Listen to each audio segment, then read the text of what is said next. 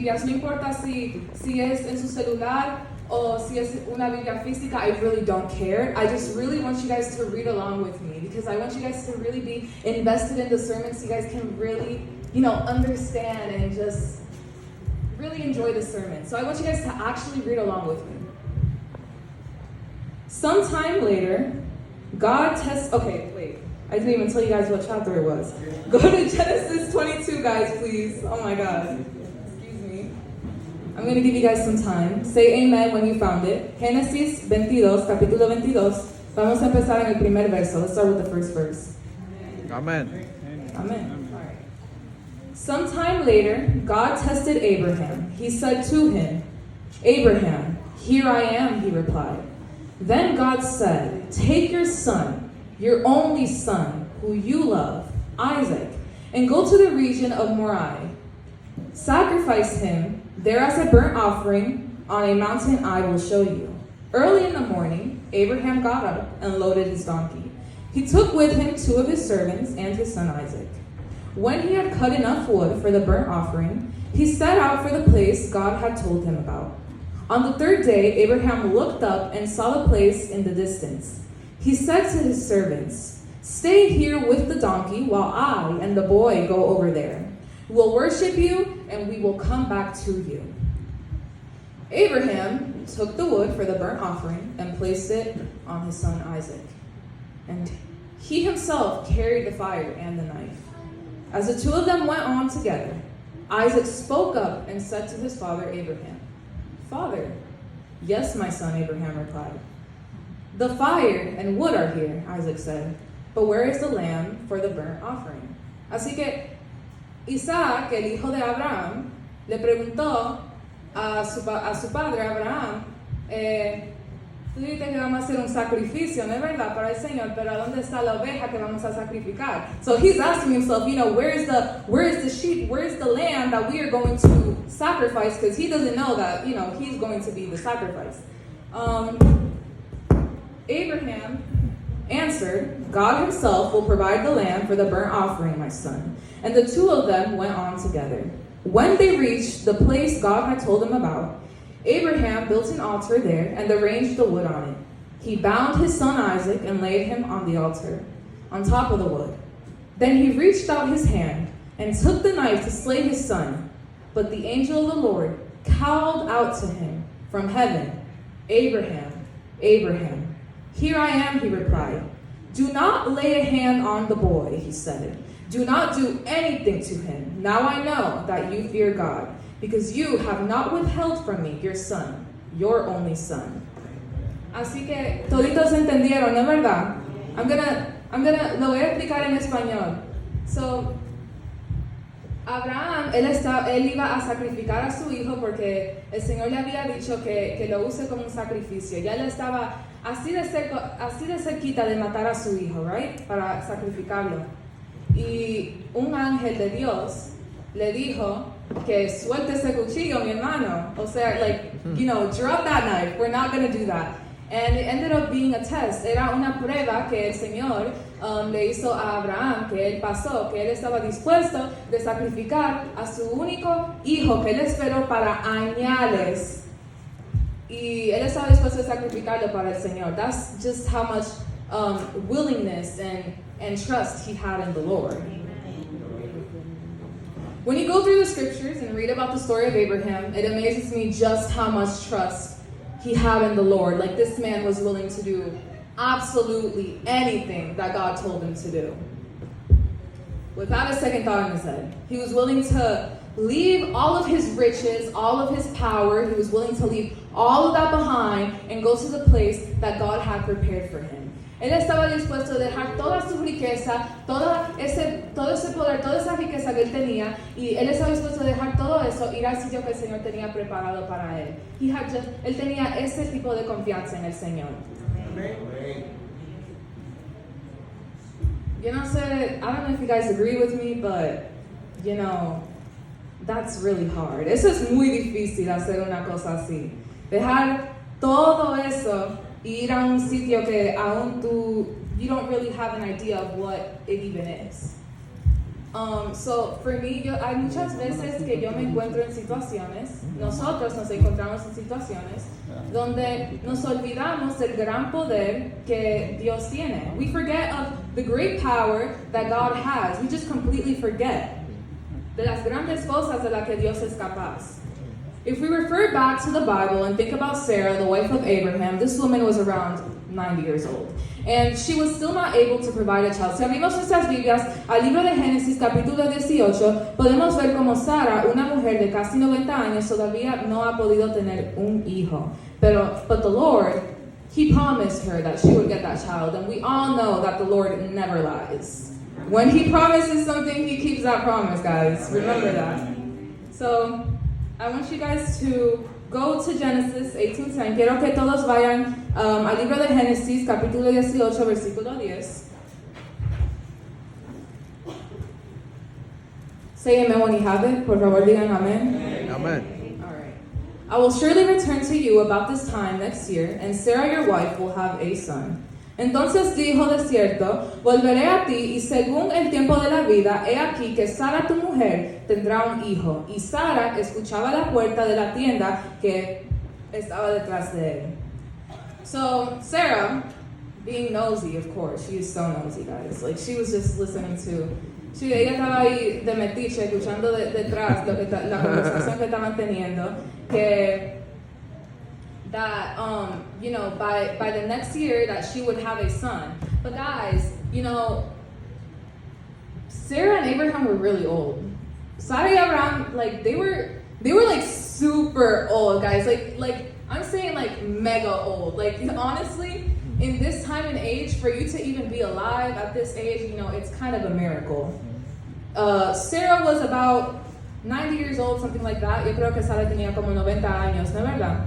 Y Abraham tenía 100 años. So, for someone to promise you that you're going to have a child at that age, it's pretty crazy. So Sarah, she begins to laugh because she believes that this is just too impossible. And so the Lord goes to Abraham and asks him why his wife is lying. So Sarah se está riendo, ella se está riendo en sí misma, like, Señor, ¿en serio tú piensas que voy a tener un hijo a esta edad?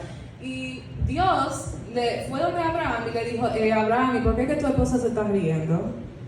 I don't play no jokes. I'm not joking. Yo no estoy relajando. Yo te estoy prometiendo este hijo. You are going to have a son. So, Sarah, this part just makes me laugh. Sarah then continues to lie and say that she never laughed. Entonces Sara, ella miente y dice, Señor, yo nunca me reí. Like, no, I would never do something like that, Lord. I was not laughing. And then the Lord said, but you did though. You laugh. I'm God. That's one of the perks that comes with being God. You know everything. You're all knowing. So el Señor Dios, sí, tú te estabas riendo. Yo lo sé que tú te estabas riendo porque soy Dios. Tú sabes, yo lo sé todo. That's kind of my thing. And he asked them, is anything too hard for the Lord? Y él le pregunta, ¿hay para Dios alguna cosa difícil? Señores, si yo no escucho amén, if I don't hear an amen, Amén. ¿Hay para el Señor alguna cosa difícil? No. ¿Hay para el Señor alguna cosa difícil? No. No, there isn't. Amen. I'm glad you guys know that.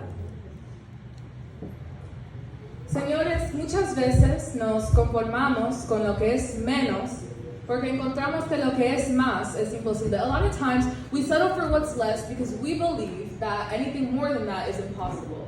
And I hate to break it to you, my brothers and sisters, but this is having a mediocre mentality, and that will block you from exceeding great things in life. Y yo quiero tener que decírselo, hermanos y hermanas, pero pensando así es tener una mentalidad negativa y mediocre, y lo va a bloquear de exhibiendo cosas grandísimas en sus vidas. Amen. I need you guys to believe, to actually trust in the Lord, to believe that He is capable of all things. Yo necesito que ustedes puedan creer que Dios es capaz de hacer lo que sea. You need to trust Him, que pongan su confianza en el Señor, que Él puede ayudarlos en cualquier situación en la que ustedes se encuentran. When you finally make the great decision of putting all your trust in Jesus, all things will become possible.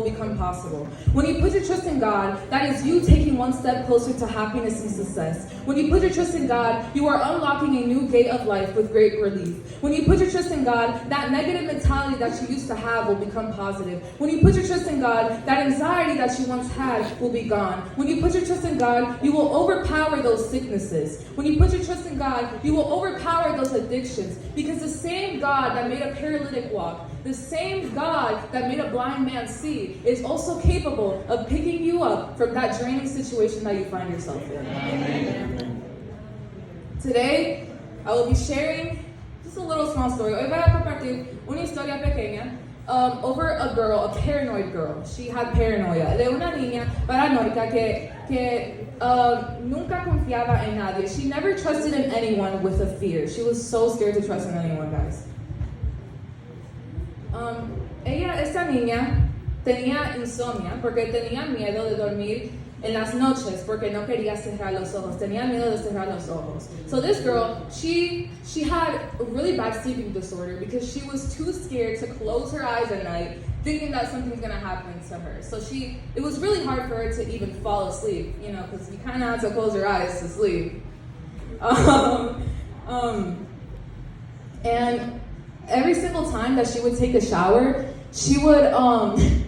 every single time she would take a shower, even when all the shampoo would fall inside of her eyes, she would never close her eyes. Even when her eyes were burning, she would maintain her eyes open. Esta niña cuando se bañaba, aunque todo el shampoo y todo ese jabón se le metía en los ojos, ella mantenía los ojos abiertos porque tenía miedo que alguien iba a aparecer de atrás. That's just how paranoid she was. She was always scared.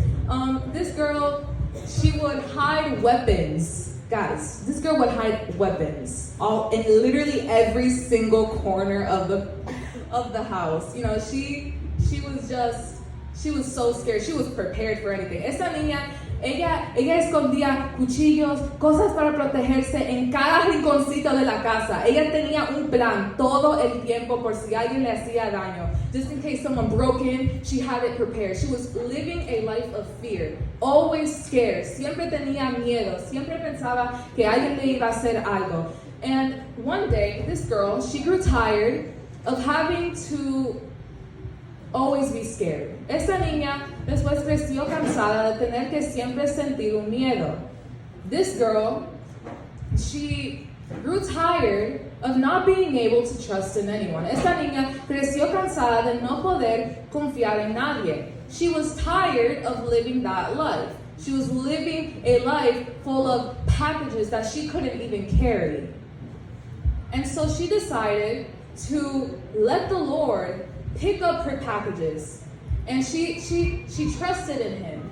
And all of all of that paranoia was gone. All of that paranoia became invisible. She had no more paranoia anymore because she was able to trust in the Lord. She was able to put all of that in the hands of the Lord. Esta niña creció y aprendió que es mejor poner su confianza en el Señor. Que Él puede hacer lo que sea. He is there to protect you. And now this girl is up here and she is able to deliver the sermon for you guys. Y ahora esta niña está crecida y ahora puede dar el sermón en el día de hoy. So I'm going to ask the praise team to come up and join me. And I want all of you guys to pay close attention to the lyrics of the song. Ahora voy a pedirle al praise team que suba a ayudarme con esta canción y quiero que todo el mundo preste atención a las letras de esta canción, por favor. Eso es muy importante. Quiero que todo el mundo preste atención a las letras.